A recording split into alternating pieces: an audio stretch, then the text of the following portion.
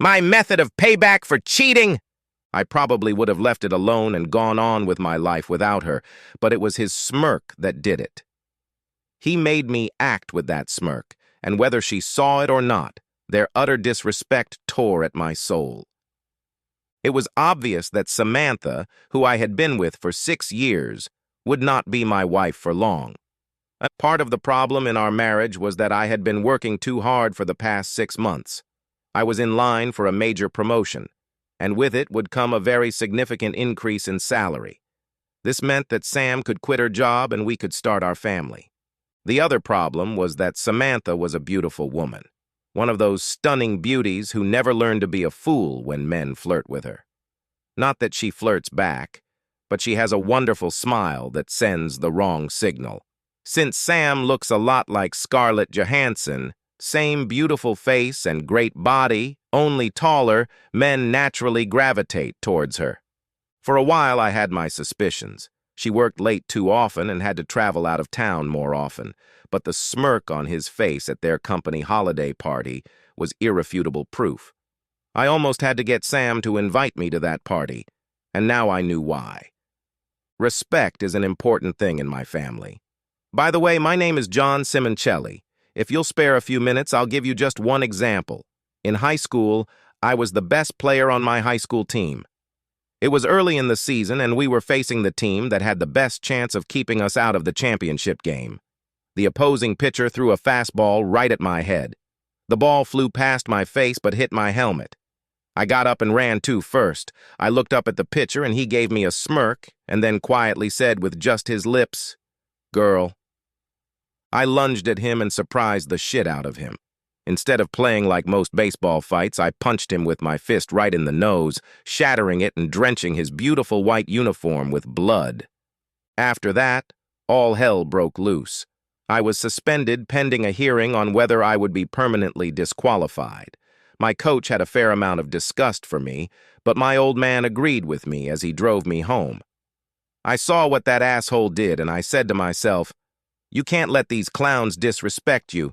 Everything will go down the drain after they find out they have your balls." However, the coach's disapproval bothered me. He had been my coach for the past 3 years, and I wanted him to respect me. When I showed up at his office the next day, he gave me a lecture I've never forgotten, until now. "What do you care what some scumbag tells you? You know where I grew up? At State and 75th Street, where some thug was always trying to piss me off. I was lucky. Neither my mother nor father would tolerate any fights. It helped me stay on track for college and get out of the slums. Now I live where I want to live, doing what I love, and those stupid thugs are either dead, in jail, or living in a room with a needle in their arm. So here's the deal. If you play at my place again, there will be no more fights, no matter what the circumstances." I ended up getting suspended for 3 games. Somebody was looking out for me because Ron Muller, the opposing catcher, showed up at the hearing. He seemed disgusted with the way his coach was trying to win. Their coach had the pitcher throw that ball with the intent to permanently disqualify me. Ron didn't want to win the title that way and save my ass. Ron ended up being the catcher on my college team and eventually the best man at my wedding to Sam. Back to the present. I could have gotten over it if Samantha had shown some respect and just said, "It's over, and I'm leaving." I've been dumped before. True, not since college, and not from a woman who stood in front of 100 of our friends and family and swore to love me forever. But I could handle it. Trust me. Ever since Sam had her way, apparently making love to her co-worker Jacob Harris and coming home to give me a few seconds of her time, I felt like one of those cartoon characters. My coach on one shoulder whispering in my left ear, "Pick a big road and go," and my dad on the other shoulder yells in my right ear, "Crush them both, son." It didn't take me long or any secret spy tricks to get the concrete evidence I needed. The Monday morning after the party at her company, I quit my job, hired a divorce attorney, and hired a private investigator.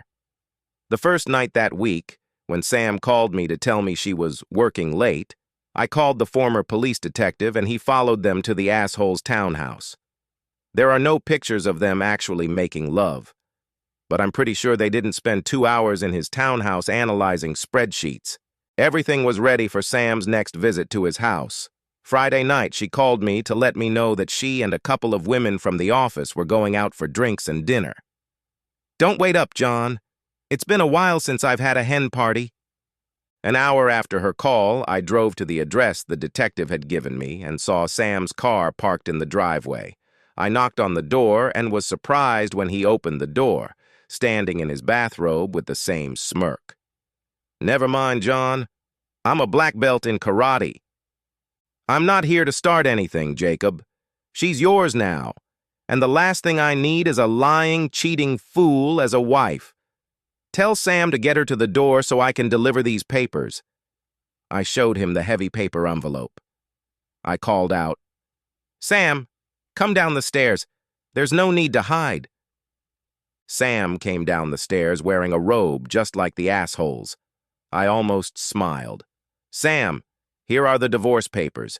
Get yourself an attorney and have him or her contact mine to negotiate a settlement.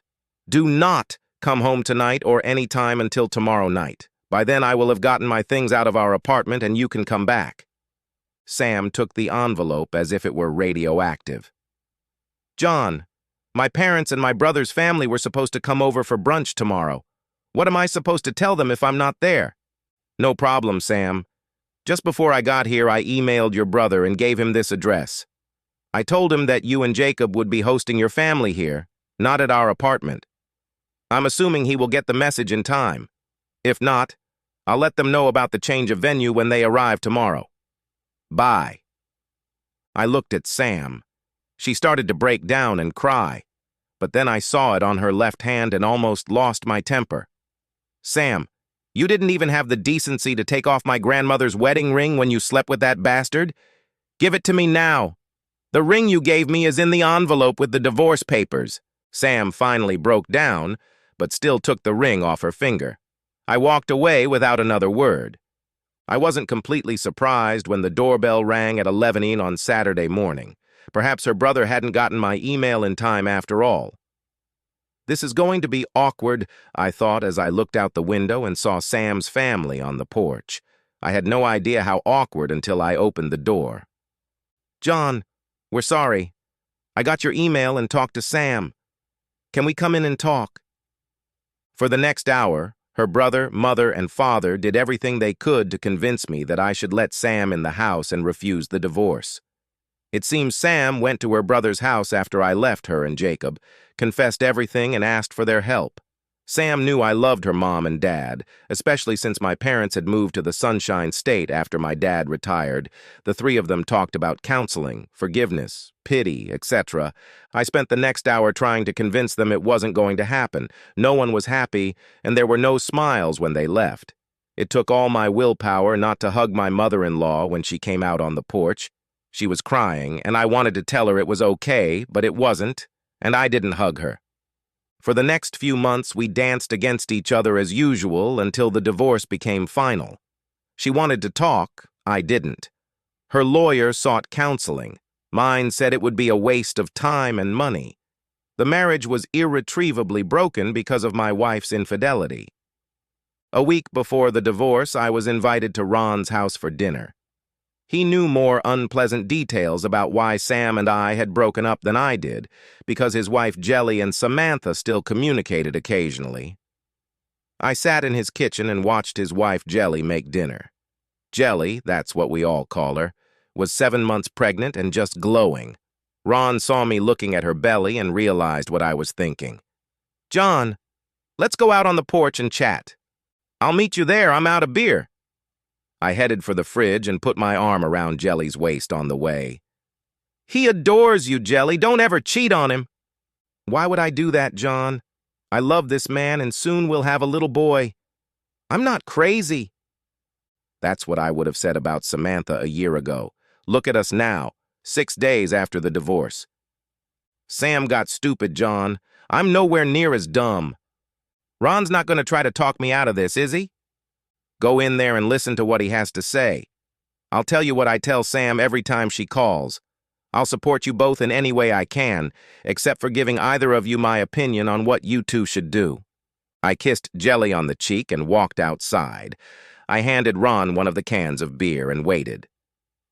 John, Sam wants to meet with you and talk before the divorce becomes final. She called me and asked me to invite you. That's not surprising. I thought about it for a while because it's not the first time she's asked. Why should I give her the satisfaction of her remorse? All it would do is to calm her down, and I'm not going to give her that.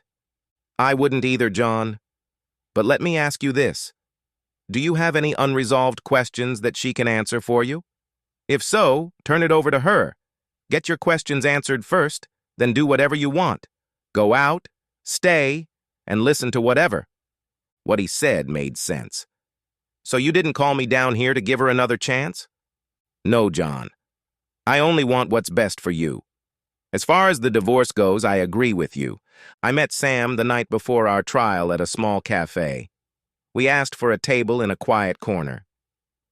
Thanks for meeting me, John. Sam looked like she was about to burst into tears. It took all my willpower not to think of her little hands. I didn't give her a chance to start the discussion. Sam, I know you have something to say to me, but I have a couple questions first. The waiter chose that moment to take our drink orders and start talking about the chef's specialties. I interrupted him as politely as I could, ordered a bottle of wine and a chef's salad for two, and asked the waiter to please leave us alone as much as possible. He understood. Sam, my first question is, why? I thought we had something special. We were special, John, but the reasons for my actions are all old cliches. We were together and exclusive for 7 years. I was seduced by a good-looking guy at work who complimented me on everything. You spent more and more time thinking about work or being at work. That's not fair, Sam. You know I spent hours just to get a promotion. You wanted to be a stay-at-home mom, and I tried to make that possible. I know that, John. I knew it then, too. But at the time, I was a selfish fool, and I wanted it all. Right now, I can't believe I screwed up so badly. We were less than a year away from having our babies. I even had names. Tears were streaming from her eyes, and I was still fighting back from holding her hands. Good. I promised myself I wouldn't ask, but I had to know. Was he that much better in bed than me? Sam surprised me. She started laughing through her tears. No, no, no, no! He was nowhere near as good at making love. I never had to pretend with you. Sam didn't notice the waiter coming up behind her when she said that, and as he set the wine down, he took a moment to look at my lap and grinned as he left. Sam blushed like a beet, and we laughed together for the first time in 6 months. We were done with the salads and wine. Sam spent time trying to get me to accept her apology, but I didn't give up. As we got up to leave, Sam dropped one last bomb on me. That's another reason for my actions. John, sometimes you can be as cold as ice. Our marriage ends tomorrow and you're like a statue. No tears, no screaming. I cry myself to sleep every night. Did you really love me? Sam, I loved you more than you can imagine. But first, let's get a couple things straight. Several times tonight you mentioned your actions. Let's call it what it was. You cheated on me, Sam. You slept with another man when you should have been faithful, leaving everyone else behind. Secondly, whether I go home tonight and get drunk or cry is my business. Chances are, after our divorce tomorrow, you and Shithead will be a couple. He's already shown what he thinks of me by using my wife, ending my marriage and laughing at me the whole time. If I cry now or tell you about my bad nights, you're sure to tell him one day. Then that arrogant jerk will have another laugh at my expense. Don't push me, Sam. You don't want to see the demon that lurks beneath the surface. I didn't go to court the next day. My lawyer took care of it. It was a modern-day, no-fault divorce with equitable division of property. The marriage had just broken up that day. Months passed after the divorce. I used that time to plan. I did get a promotion at work and a big raise, but I didn't have anyone or anything to spend it on. I probably spent too much time on the cheating site after Ron told me about it one night over drinks. Ron gave me the background of the loving wives category and told me that there are hundreds of stories of an abandoned husband getting revenge on an ex and her lover. I read the stories, took notes, and evaluated my favorite methods of revenge. The ideas that would get me into jail were rated pretty low. Psychological terror was rated pretty high. The rating changed after I had the misfortune of running into Jacob one afternoon. I didn't know it at the time, but after our divorce, Jacob and Sam had started dating again and were now engaged. Jacob let me know that he won. I lost. Sam was a fantastic girl that he couldn't get enough of.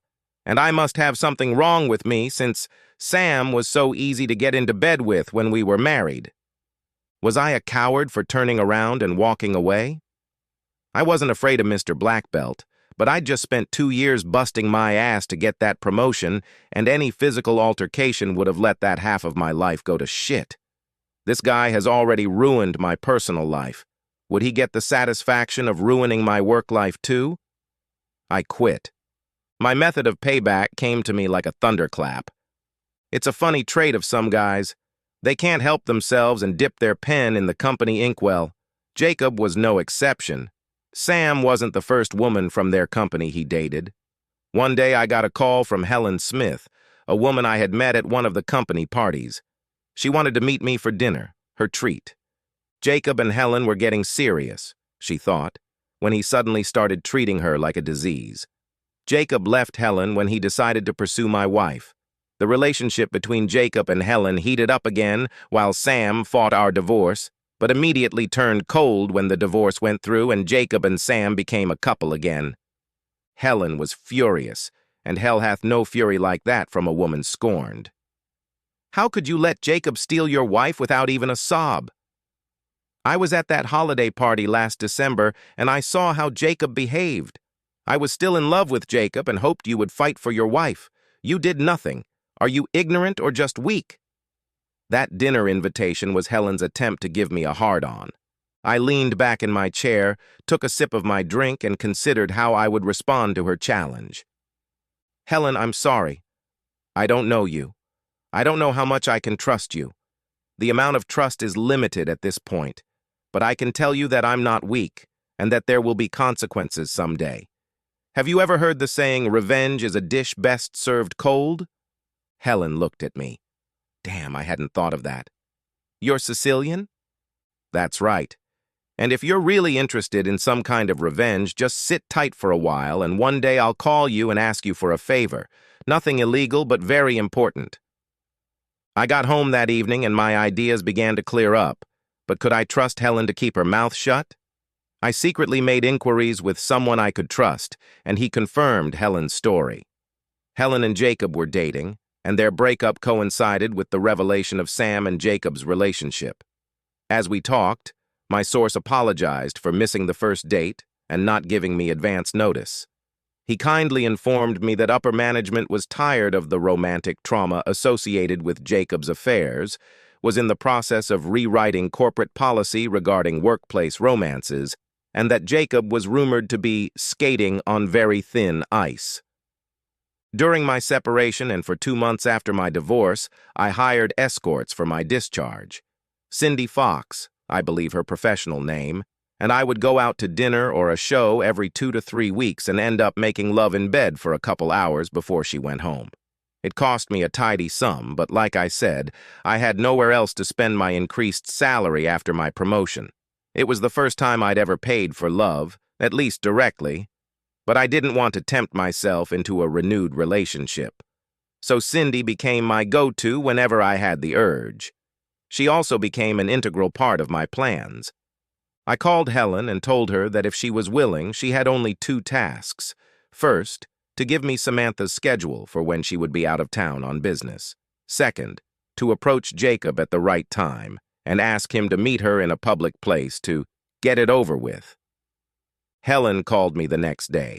Sam was to be out of town in 2 weeks for 3 days and nights. Helen had contacted Jacob and arranged to meet him the first night of Sam's trip at a bar. Just to have a drink and a chat.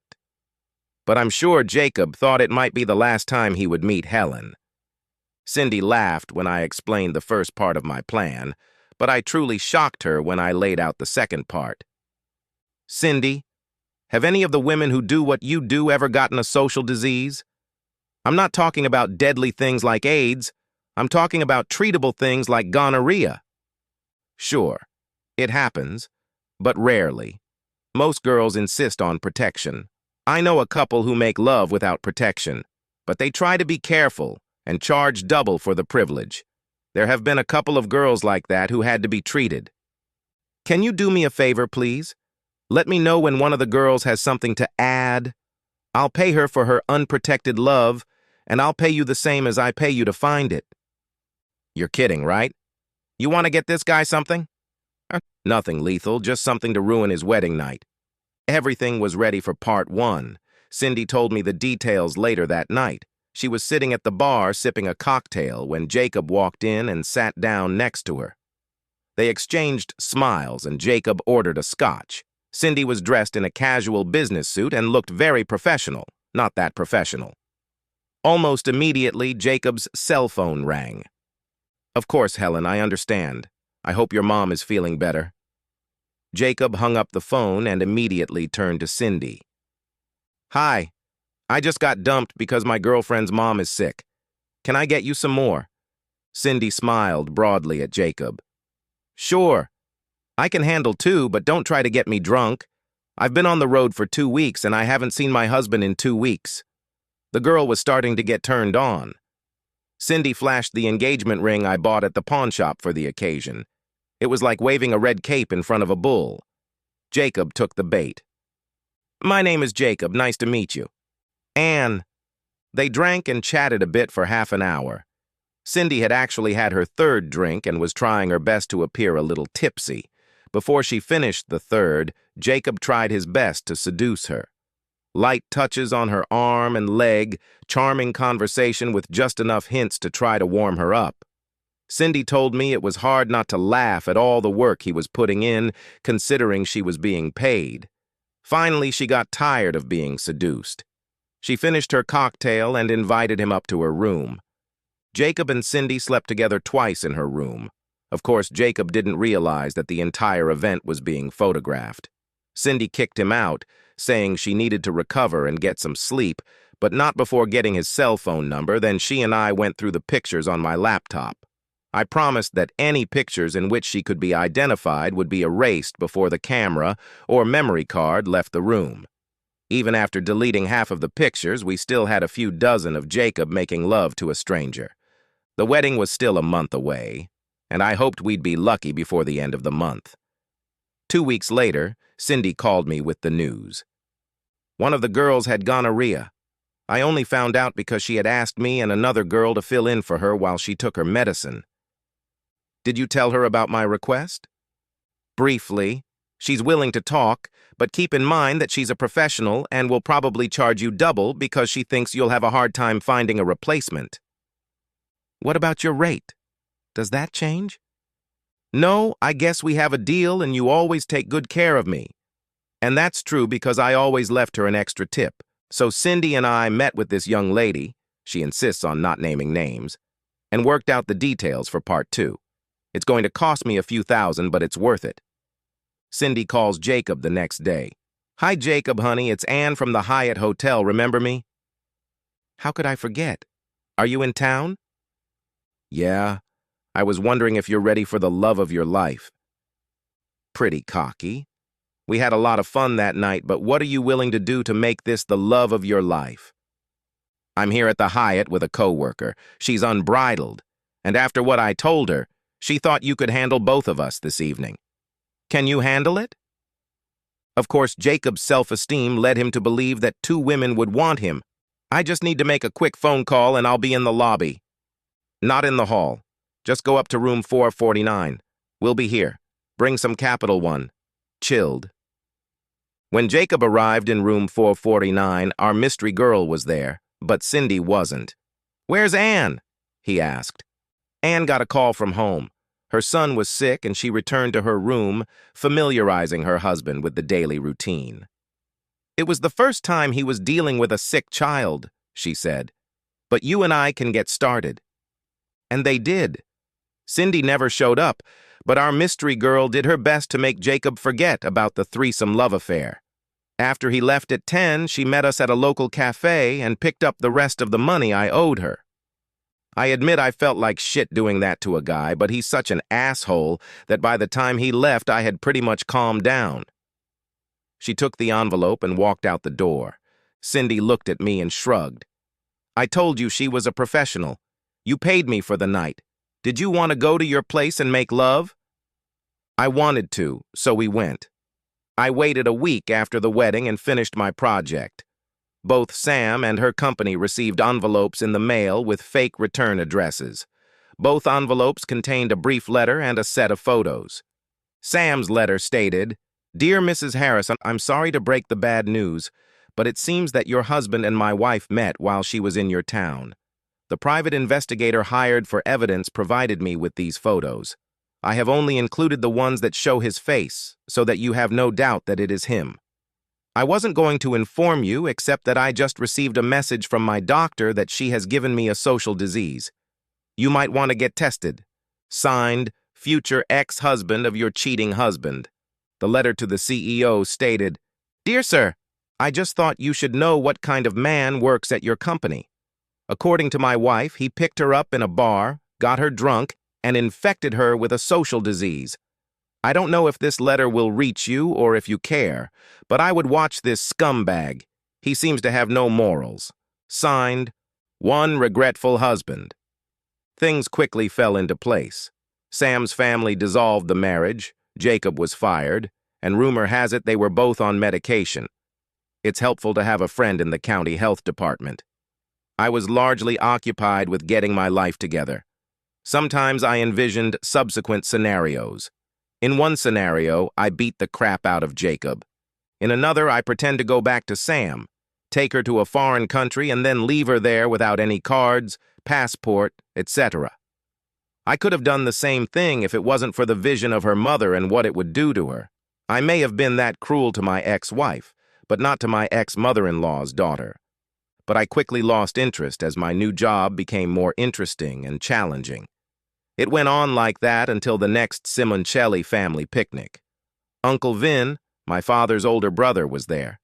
Uncle Vin is related, if you know what I mean. He beckoned me over and we chatted quietly. "Johnny, tell me about your divorce. What happened?" "I liked that girl. I told Uncle Vin the Reader's Digest version of our breakup." "What did you do about it?" Then I explained what I did to get revenge. "It's awful, but it's not exactly scorched earth." "No, Uncle Vin. I did everything I could to put it behind me, took the high road." I told him why. "That's good, and those are good reasons. You know, that baseball coach really did you a good favor." Uncle Vin was neither more nor less of a bigot when it came to racial issues, but he always thought it was funny that a black man from the slums of Chicago had as much influence on my life as my father had. "If you had gone into your flashy daddy, you wouldn't be the man you are today. Many times I had to calm my little brother down, or he would have ended up dead or in jail." "You ever talk to Coach Price?" "Just a few times, and not since my senior year of college. I kinda lost touch with him." "You should look him up. He volunteers at the Boys and Girls Club on West Palmer. Let him know what he did for you. It's nice for a man to hear that once in a while. But right now, go up to your dad. Give him a hug and tell him you love him. He needs to hear it too." Uncle Vin was a funny guy. I heard a lot of people were afraid of him, but he always acted like a teddy bear around me. I did go to see Coach Price, and he convinced me to start volunteering at the club. I even started dating his niece, a beautiful woman, but that's another story, and would have to be published in the romance section of the magazine. In other words, no drama, just love. One last thing. For my 30th birthday, I received a birthday card from Uncle Vin. It simply said, "Happy birthday, nephew. Nobody makes fun of Simoncelli." It seems a certain Jacob Harris was found last night in an alley behind a bar he frequents. He was the victim of a robbery. Nothing life-threatening, but he had a broken nose, several fingers and ribs, and 2 badly swollen testicles. I guess his black belt must have been left at home that night. The end!